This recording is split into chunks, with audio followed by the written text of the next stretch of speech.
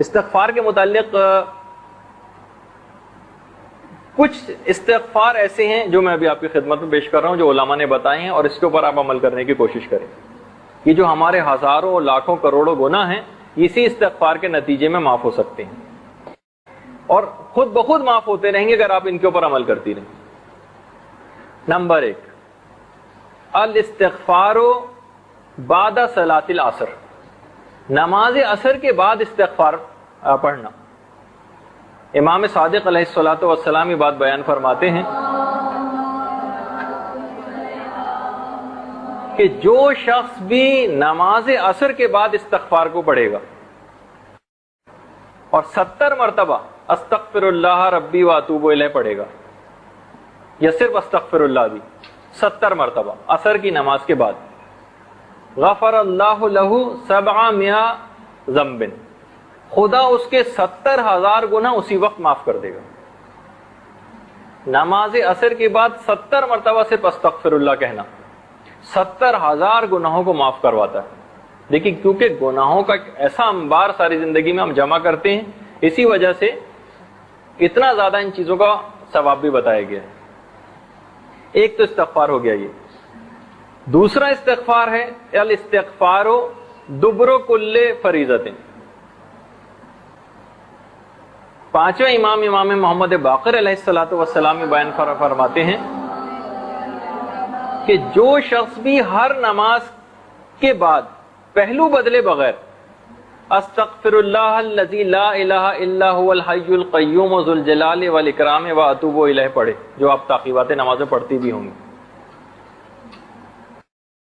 صرف 3 دفعہ یہ جملہ پڑھ لینا تمام گناہ اس کے معاف کر دیتا ہے، خواہ وہ سمندر کے برابر کیوں نہ ہو.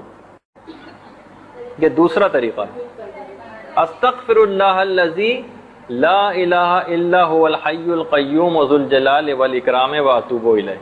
ہر نماز کے بعد صرف 3 دفعہ پڑھنے سے پانچویں امام فرماتے ہیں کہ نماز پوری زندگی کے گناہ.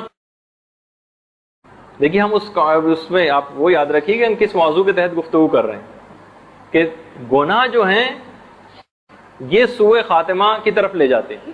تو اگر ہم استغفار ساتھ ساتھ کر کے اس کو مٹاتے جائیں تو یہ خود بخود ہمیں وہ خطرہ ٹلتا جائے گا. نمبر 3، الاستغفار عند القیام من ای مجلس. چھٹے امام یہ بات بیان فرماتے ہیں کہ پیغمبر اسلام جب بھی کسی محفل سے اٹھتے تھے اس وقت تک نہیں اٹھتے تھے جب تک کہ 25 مرتبہ استغفر اللہ نہ پڑھ دیں. 25 مرتبہ پیغمبر اسلام استغفار پڑھتے تھے، اس کے بعد کسی بھی مجلس سے اٹھتے تھے. کسی بھی جگہ سیٹنگ ہم کہیں گئے ہوئے ہیں، کیونکہ اس دوران جتنے بھی ظاہر ہے کہ زیادہ تر گناہ اس وقت ہی ہوتے ہیں کہ جب ہم لوگوں کے ساتھ مجالست کر رہے ہوتے ہیں. پیغمبر اسلام کی سیرت یہ تھی کہ 25 مرتبہ کم سے کم اٹھنے سے پہلے ضرور استغفر اللہ پڑھتے تھے.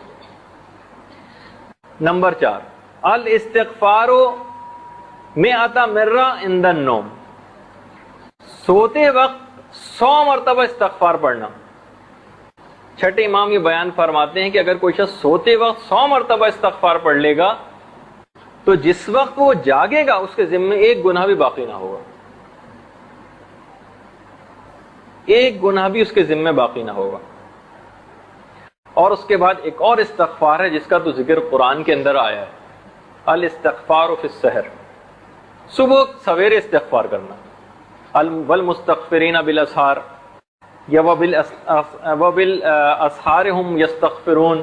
سورہ زاریات کے اندر جو ہے ایسے لوگوں کی بہت تعریف بیان کی گئی ہے جو صبح کے وقت استغفار کرتے ہیں، سحر کے وقت.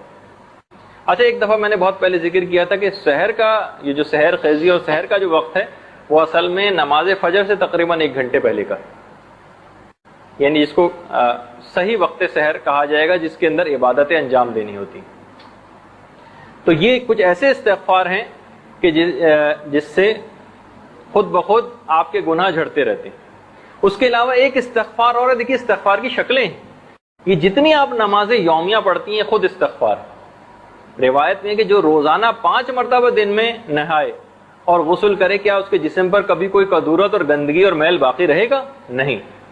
اسی طریقے سے روحانی گندگی اور نجاستیں یہ خود بخود اگر ہم اچھے طریقے سے نماز پڑھیں اور اس کی محافظت کریں تو یہ خود بخود ہمارے ذمے جو گناہ ہوں سب معاف ہوتے رہیں گے۔ اسی اعتبار سے ایک اور استغفار ہے، وہ ہے نماز جمعہ۔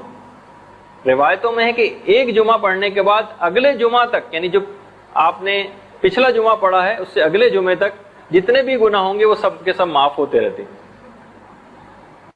جمعے کی نماز صرف پڑھنے کی وجہ سے۔